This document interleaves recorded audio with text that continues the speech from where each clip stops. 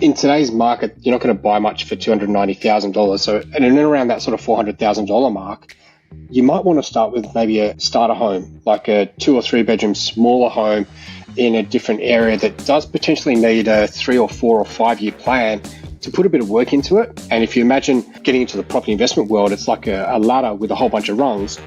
There's nothing wrong with starting at the first rung.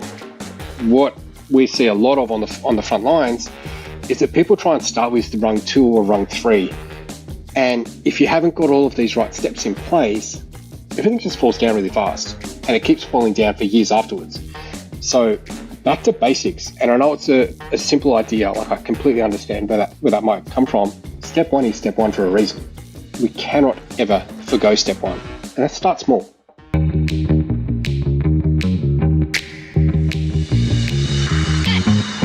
Hello and welcome. You're listening to Dashdot Insider, the auditory epicenter for passionate property investors seeking a life of freedom, choice and abundance. Joining me today, we've got another very, very special episode with one of the most important members of our entire team. We're talking today with Sam Kritsotakis, who is our sales manager. So that's basically head of all sales for all of the company. And so there's no one better really who understands what clients are going through when they're trying to acquire property than Sam. And one of the things that we're constantly doing is trying to solve problems and trying to help people get into an increasingly tight market. So that's what this episode today is about. It's how do you get into a market that seems to be pushing everyone out or it seems to be running away in terms of the prices, and that gap between how much people can afford and where the properties are or how quickly people can save and how much the properties cost keeps on getting wider and wider and wider. So we're very lucky today to have Sam. But before we get into the guts of it, how are you, Sam? What have you been up to? Yeah, really good. Really good. Thanks, Emil. Busy with work, and I'm actually just on a little bit of leave at the moment. So I'm really grateful I can make some time and come and join you on the podcast, which is going to be really cool. Well, in which case, I'm doubly thankful that you've given up some of your time while you're on holiday to drop in and help people understand some of the options that they have at the moment for getting into a super tough market. Now, a little bit of background for everybody listening. How tough is it to get into the market at the moment? There are so many stories that we hear from our property analysts and the property acquisition managers around putting in offers into properties. And we've put in an offer, a client of ours at Dashdot put in an offer that was $100,000 more than the asking price. It was one of 113 offers that went in, and the offer that our client put in was joint 25th. So that's how tight the market is. It's got to the point where a lot of agents don't even know how to price properties anymore. And you can pretty much put any old number on a listing, and there are going to be, there can potentially be more than 100 offers that go in, but there are safely going to be dozens. And so this market keeps on getting more and more expensive. One of the most difficult things then is for people who might be looking at getting their first investment property or their second investment property, and they don't know how to get the deposit or how to get the cash flow that's going to enable them to get in. So to start off with, Sam, what kind of ideas do we have? Because the biggest problem is normally going to be the equity, having enough equity. What kind of ideas do we have on how potential clients and potential property investors can get access to that equity?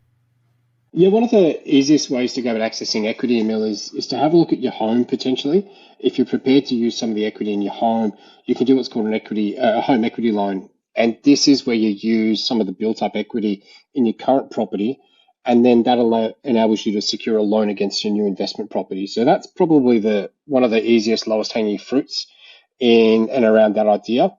The other opportunity, and this is often a missed boat for a lot of people, is using the equity as the deposit for their next purchase of their property. As part of the sales team on the front line here at Dashdot, this is something that we come across a lot where people didn't realize that they could use the equity as the deposit. So they've been feverishly saving up and thinking that they need to save up another $100,000 again, where the reality is they might only need another $5,000 or $10,000 of savings because they might have $80,000 or $90,000 of equity that they can use. And then that combined could then become the deposit for their second property moving forward. So from that perspective, again, it's somewhat of a low hanging fruit, but super It's easy way to really go about it. overlooked, isn't it? Yeah, it is. It is. The key thing I find here is that a lot of people might be aware of it at a kind of conceptual level, and they might vaguely sort of, oh yeah, well that's what the mortgage is, that's how much equity there is, without actually knowing how much of that equity they can tap into. So that'd be the first thing to do: go and find out. Maybe talk to your bank. Even better, talk to a broker. A broker's going to be able to give you better advice because they, as we know, brokers have a lot more options on the table for you, so that you can get not just a great deal, but the best deal for your situation, which is obviously going to be pretty important. Now, a little bit of a disclaimer that we should have put at the top of this episode. We are going to be talking about equity and cash flow and things like that, but nothing that we say in this entire podcast would we want to be construed as financial advice. This is general advice and property advice, but definitely not financial advice, right? Whenever it comes to financial decisions, make sure that you speak to the qualified pros, right? Talk to your accountant, talk to a financial planner if you need to, financial advisor, whoever that is. So back into the property.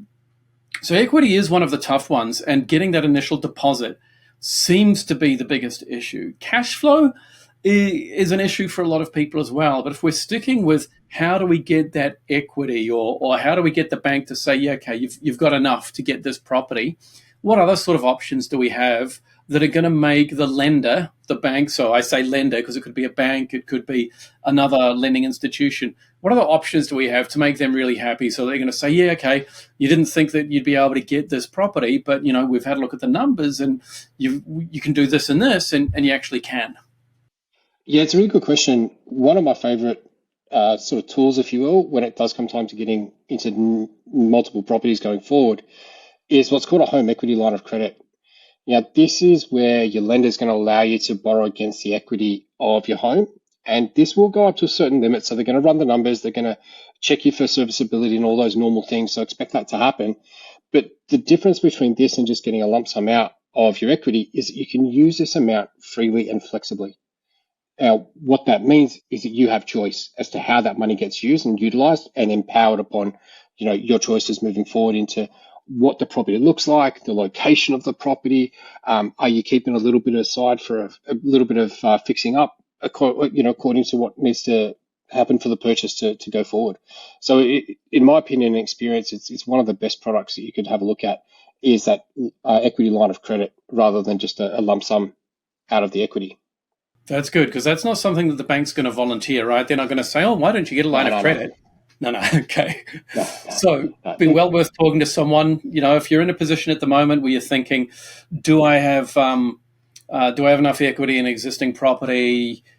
What should I be doing? Just ask the question. Ask your bank, ask your broker, whoever it is. All right, changing tack a little bit then. What do we have for people who don't even have that first property? So if you completely don't have a first property, okay, obviously you've got a big decision.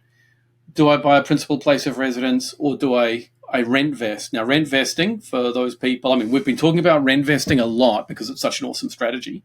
Rent vesting is when, instead of buying your principal place of residence, you buy an investment property, and that means that you're investing in the smart location for an investment, and you're also getting to live in a really nice location for your lifestyle. Now, we've talked about this a fair bit before, but that's probably the first decision that people make.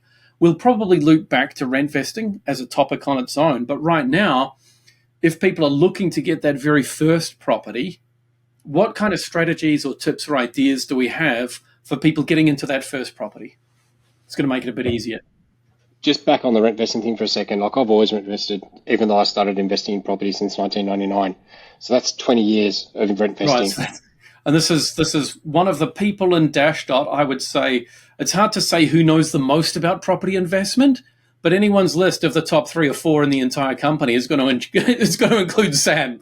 And so you've got it from the horse's mouth. Sam himself has been rent vesting for more than 20 years, right? So if you want any proof that this is a smart strategy, look no further. So rent vesting, okay, great. How do we get that initial deposit together to get into that investment property, or to get into the principal place of residence? Just that first property, which is the big hurdle. Yeah, there's a number of programs, government-assisted programs, that I think would be worthwhile mentioning at this point in time. These can be really good. For myself, as an example, again, in 1999, I took advantage of the very first home grant.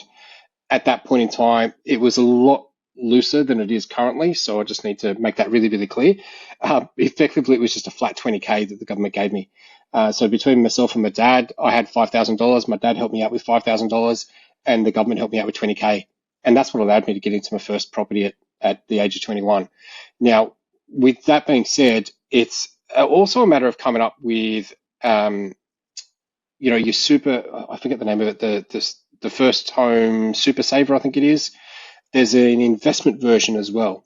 So we want to make sure that we're having a look at that based around what you can activate from, assistance program from the government. Well worth having a chat to an accountant around how that would work for yourself. Again, this is not financial advice, just to be really, really clear. But one of the other things is the stamp duty concessions. That can play a huge part. The other part of that is your first home loan deposit scheme. And this allows first home buyers to purchase a property with a deposit as low as about 5%. So, and this is without the need for a lender's mortgage insurance or LMI, which for some people, it can be a bit restrictive, but with the right kind of strategies in place, like, the rental income can cover the LMI. So it never, ever has to come out of your pocket, just as an example. I think you've raised something really important there. A lot of people listening to this might be familiar with what lending criteria were 6 months ago, 12 months ago. The lending criteria, that whole landscape is changing massively. And I might go into a little bit of a spiel why. As you've probably heard me say on this podcast many times, my key barometer for working out where the property market is going to go in general, so we're talking the average overall of Australia, comes down to how much does the government need money? Government's in a lot of debt at the moment, and they need more money to service that debt. And so there is monetary expansion. Now, that is inflationary, which is going to push prices up, but the government also want people to keep taking up the loans because that's how the banks make money that the banks can then use to buy the bonds. And so we have this kind of effect where the property prices keep on going up, but they need to ease restrictions so that people can still buy them. Now, it's tougher than it was 6 months ago, 12 months ago to get into the property market because the prices have gone up. And everyone's aware of that, right? We see it around. It's in the newspaper every week. It's in the Age. It's in the Sydney Morning Herald. It's in the Brisbane Times. Every week we're hearing about that. What we're not hearing about, but is happening, is this real relaxing of lending criteria. And we've got some banks at the moment, some of the big four are offering 3% deposit, right? So you might be sitting there listening to this thinking, well, gee, I'd love to get into the market, but I can't because I've only got 10% of a deposit. I don't have the 20. Some banks are doing 3%. Some banks are doing 5%. Some are getting rid of lender's mortgage insurance or giving you a refund later if the deposit moves up. And when the amount of equity in the property increases. So if you hold a property for 6 months and the equity goes up, suddenly your deposit therefore constitutes a higher proportion, a higher percentage of the overall property value. You may be eligible for a refund with lender's mortgage insurance. So these really are changing times, and they're changing rapidly. You may have been told no 6 months ago. That might be a yes now. I mean, it really could be, and we have instances of that working at Dashdot here.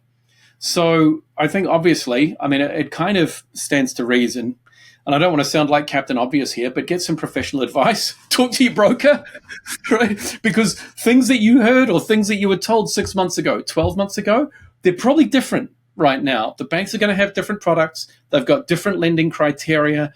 It's a lower deposit requirement. All of these things are changing the game, and it's probably, in a lot of cases, it's probably enough to get you into that property if you go about it the right way. That would be my hope anyway. All right, so that first property does seem like it's the tough one. Another thing that you mentioned there, Sam, was when you first got into the market, okay, there are government grants, accountant, great to talk to about those. You also mentioned that you got some help from your father, was it? Yeah, that's your parents? correct. Father? Yeah. Now, this is something that I've done myself as well when I've bought the occasional property, is get some help from family. My recommendation on this, and I'm careful to use the word recommendation and not advice, I structured it like a commercial loan. So anything that I've borrowed, I've said I'll pay you back at whatever the rate is, that the bank would loan at, plus a little bit more, because you're in the position where you always want to you want your family member, if you've got good family members, and I'd say you probably do if they're handing over some cash for you to use to get into the property market, you want to come out of that arrangement with that family member feeling like they got a good deal. Exactly. You don't want them to come out of it thinking, oh well, I helped Sam out, or I helped Emil out. You want them to think, Sam helped me out, Emil helped me out. I gave him 10 grand and I got back 11, something like that, and so they feel like they've definitely come out a winner. And if you can structure it like that, it removes a lot of stress from the equation. It means that it's not awkward or anything like that. Everyone's smiling because at the end of the day, you got into the property market, you got a ton of growth out of that, I would presume, and your family member also got looked after on the way through, so they're feeling like it's brilliant too. So that would be my recommendation. However, can I take that idea next level? Yes, definitely. I did a similar thing with my dad for a later property. Again, I was a little bit short. I think it was about a $15,000 difference to what I needed. I had the extra money from a different account, which allowed me to pay for that interest plus a little bit upfront to dad.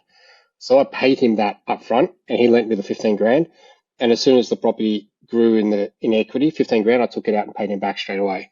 So it was planned, and we estimated that it was going to take about 6 to 12 months for the property to grow, and it was pretty much bang on 7 months that we got the 15 grand out, and he was happy. He got a year's worth of interest for the 7 months that I borrowed the money off him, but I paid it up front, so he was completely okay with it, and he, as you said, he felt like he got a good deal straight away.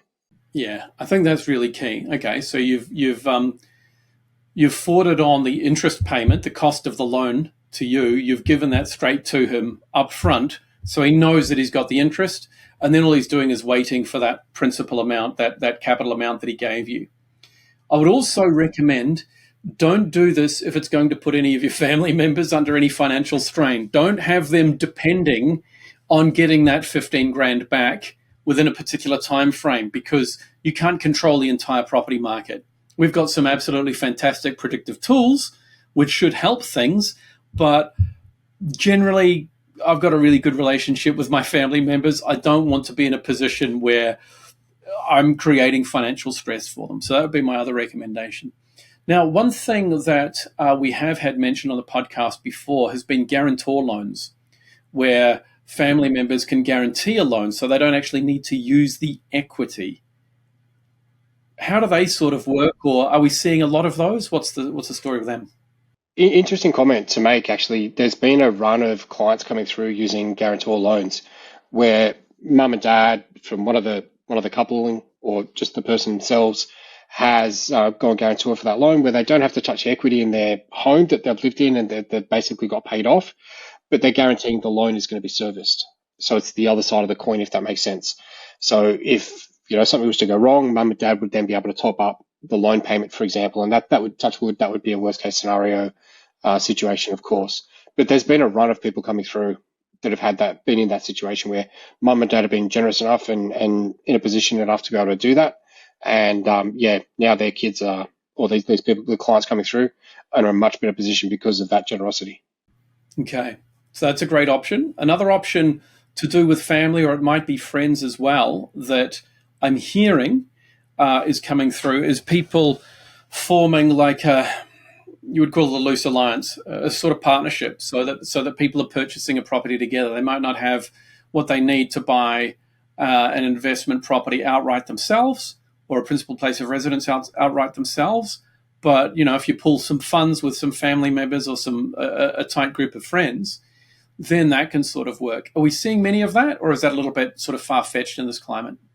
I haven't seen too many come through personally, to be honest, but I've got some mates that did that. They watched me as a 21-year-old buy a handful of properties relatively quickly, and they weren't in the same position, so they got together, two of them, and they had enough together to make a deposit. Then they co-bought that property themselves, and they lived in it for a year just because the first home owner grant changed after a couple of years after my first property, and the requirement was that you lived in it at that point in time when these guys went through.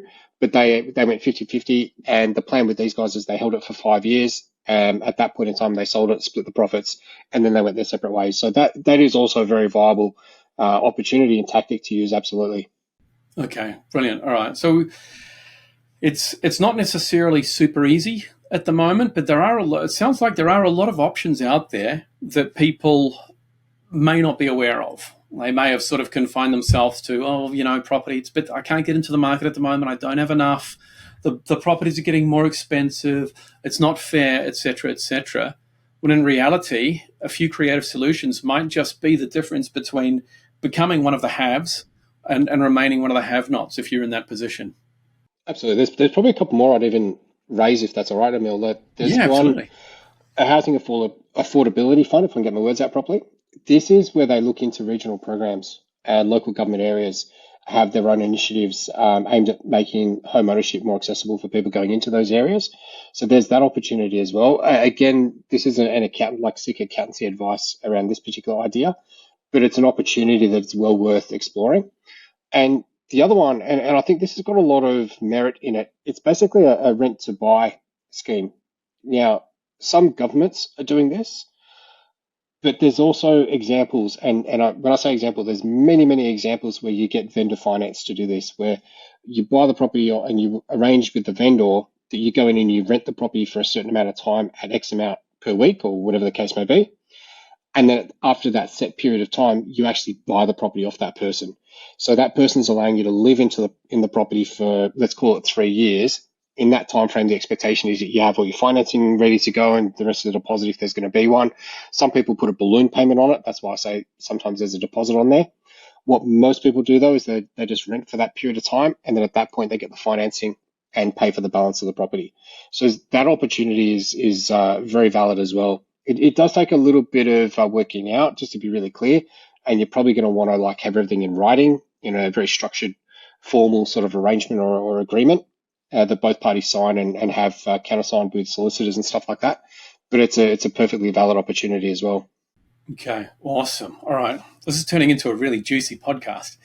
Um, I'm also thinking then if we sort of move beyond, okay, there's enough of a deposit here to get that property. There's some cash. There are some cash flow considerations because the bank is normally, or the lender. Sorry, I keep on using the word bank, but whenever you hear me say bank, it pretty much means bank or lending institution.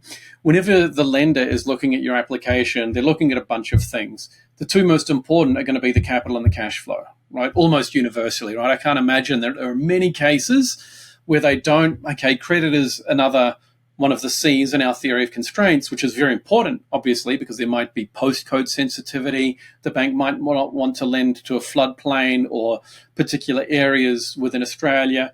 But normally, getting access to that lending, that's key, and it comes down to the capital and the cash flow. At the moment, prices are just sort of accelerating and growing and growing faster and faster and faster. What kind of ideas do we have around increasing borrowing capacity? Now, the reason that I ask this question is because at the moment, a lot of people they might have borrowing capacity. Let's imagine, say, up to about 400,000. 400,000 isn't going to get you a lot in this market. If you can extend that up to 500,000 or 550 or even 600,000, suddenly there are a lot of properties available, but there aren't many in that sort of 400 level. And that seems to be a market around the 400 where there's real scarcity of property and there's an overabundance, there's an oversupply of buyers. So, what do we have for people who are looking to get up to the 500 and the 550? What ideas do we have to extend that borrowing capacity? This is personally one of my favorites because it's how I started back in the day. I started small. Now, back when I started, I was able to buy a house for it was $290,000 in an area called Sydenham in Sydney. So just out of context, in today's market, you're not going to buy much for $290,000. So, and in and around that sort of $400,000 mark, you might want to start with maybe a starter home, like a 2 or 3 bedroom smaller home in a different area that does potentially need a 3 or 4 or 5 year plan to put a bit of work into it. Or potentially you could start with an apartment or a unit in a similar fashion, where maybe over a 3 to 5 year window, you touch up the kitchen, you touch up the bathroom, and you do it progressively with the end in mind of at that 5 year mark, because you're going to pay a little bit less capital gains at that point, you look to move that property on. What you're going to do at that point is take the profit out of that property. It doesn't so much increase your borrowing capacity as it just means you get more deposit down. So you don't have to borrow any extra to get into a $500,000 property. So instead of putting down 50K, maybe you're putting down 120, $125,000, something to that effect. So it actually facilitates that next step. And if you imagine getting into the property investment world, it's like a ladder with a whole bunch of rungs. There's nothing wrong with starting at the first rung. What we see a lot of on the front lines is that people try and start with the rung 2 or rung 3. And if you haven't got all of these right steps in place, everything just falls down really fast and it keeps falling down for years afterwards. So back to basics. And I know it's a simple idea, like I completely understand where that might come from. Step 1 is step 1 for a reason. We cannot ever forgo step 1. And that starts small. All right. You mentioned units there, which I think are really, really important. Now, I'm someone who has suffered from an anti-unit bias throughout most of my life. Now, the reason for this is pretty simple. Everyone will tell you the common sense approach to property investing is that the land appreciates and the building depreciates. You buy a detached dwelling, you're getting a lot of land and a small amount of building. So you're getting a lot of appreciation and a little bit of depreciation. When you buy a unit, you're getting a little bit of land and a little bit of a big building, but people kind of think of it as like I'm buying into the building, whereas actually you're just buying a little bit of that building. And so that's one of the issues. Now, the more you look at the data, the more you realize that, well, yeah, buying a detached dwelling out in the suburbs, you're getting a big piece of land that's it's valuable, but it's not super valuable. Whereas when you buy a unit, you're probably buying a smaller bit of land, or your portion of the land component of the complex is smaller than the detached dwelling, but a lot more valuable. And so once I started looking at the numbers, that kind of got rid of that kind of concern. The other concern is fees that you have with apartments or units that you don't have with a property. And then I looked at the numbers of those as well. And normally with units, you have less maintenance. And yeah, you've got a sink fund and you've got property management fees and you've got insurance, but the additional costs of those are normally borne by the tenant, which is why they're a little more high yielding. And so then it comes down to a case of, all right, well, if these things are roughly equal, once you look at the actual numbers, it turns out that there are significant periods where detached dwellings are growing at a faster rate than units. And then there are other times when the units are growing at a faster rate than the detached dwellings. And this is very region specific. It's very, very region specific. So you've got to be careful about which area you're looking at. If we look at Australia overall, right at the moment, or as of about 6 months ago, we're at that switch point where we're ticking into units growing more than property now, than detached dwellings. Now, I can speculate, and I think that's because people have had this preconceived bias. It's the detached dwellings that move first. When the market's really, really moving, the detached dwellings go. When they start to become unaffordable, then the units really start to pick up and you get a lot more growth through the units. So the data seem to point to this idea that we're about to see a whole lot of rapid growth in units. If you missed out on a $400,000 property 15 months ago, 16, 18 months ago, that would now be 600K, it does look from what we're seeing like units might be on the cusp of being about to do that, right? In particular locations, right? Suddenly, bang, the unit, 350K for a two-bedder somewhere. And then bang, in 15 months, you might be looking at it being worth 500K. So it's sort of like you get a second bite of the cherry. I like that you say in particular locations, because the idea with those sorts of things, it does need a little bit to be erring on the side of the right location, because in the right location, what's going to happen is those parcels of land, that portion of the land that the unit block is on, whatever portion of that land you own is going to appreciate at a accelerating level. So it's actually going to go up faster than some of these other, sort of freestanding detached properties will. And the other part of that, which is worthwhile mentioning, is that forced appreciation idea. Do up the bathroom, do up the kitchen, new coat of paint, fix the flooring, change the lights, cosmetic stuff for the most part in a unit. but it has a really big impact when it does come time to release that property and move the resources onto to the next property. Starting small, getting bigger and bigger and bigger with every step you take. The one caution that I would have around apartments is with detached dwellings, you usually don't have an oversupply, right? Because detached dwellings, when you're building detached dwellings, you're building out. And so the land is getting further and further and further away from the CBD where you want to be.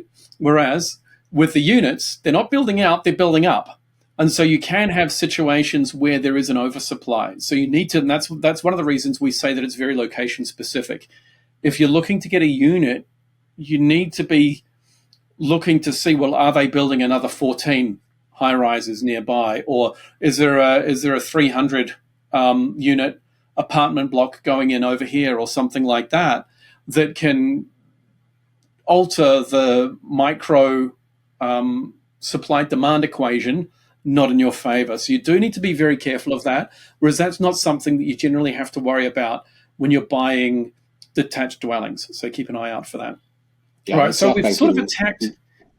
Sorry. So go ahead. You go. I was just going to say, South Bank in Melbourne's a classic example of that oversupply. Like, I mean, hell, I don't know how many people I've spoken to in the last year and a half that bought in that sort of region or that little area of Melbourne off the plan by and large, and then got sold this pipe dream, and the property is actually worth less than what they paid for it. Ouch. In this market, that is a tough pill to swallow. Yeah, absolutely.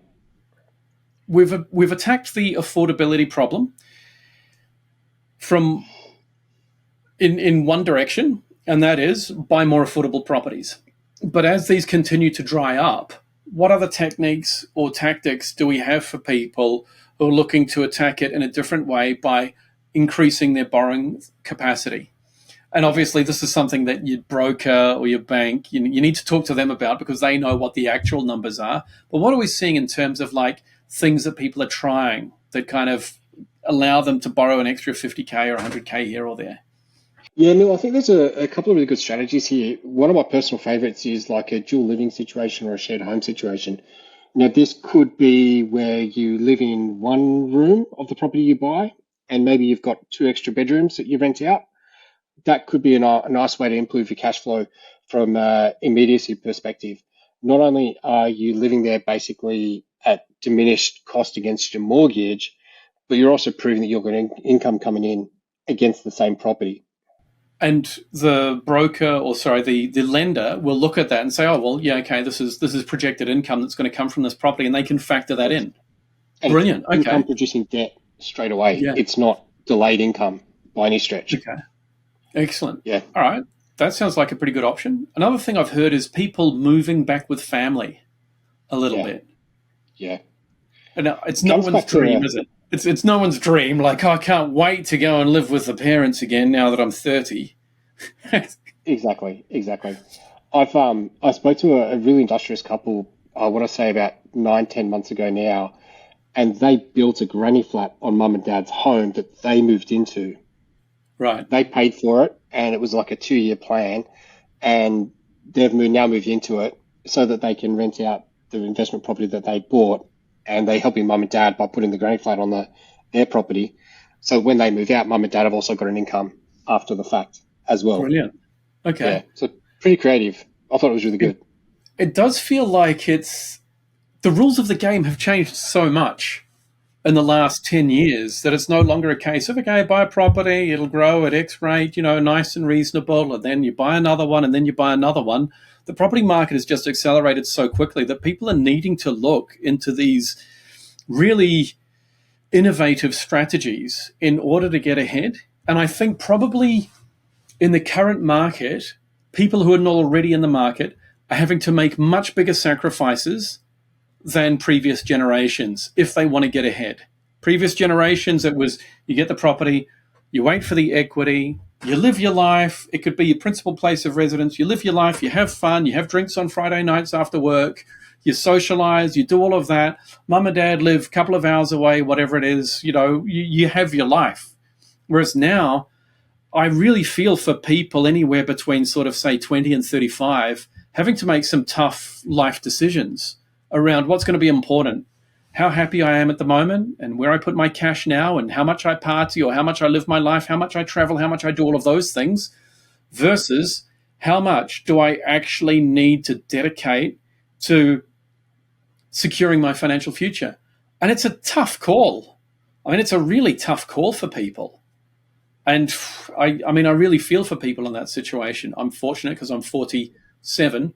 And so I've sort of managed to, all of those decisions were a lot easier 20 years ago. Whereas now they feel like they're tough decisions. Now it all kind of depends down to what your values are. And now that you know that these are the rules of the game and you know that there are these strategies available, have a really good think would be my recommendation. Have a really good think about what's important to you. Is it important to you to travel every year and spend 10, 15 grand on a trip? Or is it more important to set up your financial future? Because if you manage to set it up now, the rate at which property is projected to increase and increase and increase, it's not coming back. You're going to be set up, and just the nature of the financial system means that you could be setting up multi-generational wealth for your family if you do it the right way at the moment. And if you don't, you might be creating multi-generational poverty. I feel like this divide is really coming for us and we're losing social liquidity. And social liquidity is the ability to move up and down through how affluent you are or how wealthy you are. In a society where that moves around a lot based on the value you're providing society, those generally end up being pretty good societies. Where you lose that social liquidity and you have a whole lot of people that are rich no matter what and a whole lot of people who are poor no matter what, that's a pretty crappy society, but I fear that that's the direction that we're heading in at the moment. So sorry, that was my little tirade against the financial system. It's valid though. It's so accurate. And my choice within that as to what was important to me, just for a bit of context, my wife and I have chosen to rent vest. Now, what was important to us, just to bring it full circle, was the word control. We wanted to be fully in control of our financial future and what that means for our kids and our family. And for us, it does mean a trip away, and that's why I'm on leave at the moment, at least once a year. My wife's family are in the UK, and some of it's in the US as well, which is why we're here, just for example's sake. But for us being able to do those trips is key. But we can't do those trips if we don't have control in the first place. So I rent vest, and I do what's called urban renting, suburban investing. So this is where I rent an apartment in quite a centralized part of Sydney. And all of my other properties are scattered throughout more suburban areas where typically, by and large, they're single dwelling family homes. A couple of units thrown in the mix just because they are worthwhile in the right areas, just to reinforce that idea. Yeah. With that being said, though, it allows me to control my cost of living. Excellent. All right. Well, this has been a great episode. We've covered a lot of important stuff, I think. We've shown a lot of creative strategies for people to get access to more capital. If capital is the constraint or one of the constraints that you're facing, there are a lot of strategies. We've got lines of credit, talk to a broker, lending conditions have really, really changed, guarantor loans, lots of different ideas around that. If cash flow is the constraint, there are lots of ideas around cash flow as well. Rent vesting is obviously, it's a massively hot topic at the moment. A lot of people are being really, really successful doing it. And strangely, a lot of people think, oh, well, rent vesting, it's a sacrifice. I have to rent. That sucks. Whereas the reality of that is that a lot of people now get to rent where they really want to live and they can have a great life there. That's the reality of rent vesting. But you've also got that granny flat suggestion that or idea that you just mentioned. That's another way to do it. Overall, you really need to be trying to find ways of making your cash flow look as good as possible on paper. And that might mean that, you're telling the broker that you're going to rent out a couple of rooms. And you may well very much have that intention. That's between you and the broker. That's all I'll say about that. But really doing whatever you can to make sure that you're removing those constraints in the eyes of the lender. So I hope everyone got a bit of value out of this. Once again, Sam, thanks for jumping on and interrupting your Northern Hemisphere holiday to share with us some of these really, really important ideas. Awesome. Thanks, Emil. Appreciate it. Thank you very much. You have an awesome day. See ya.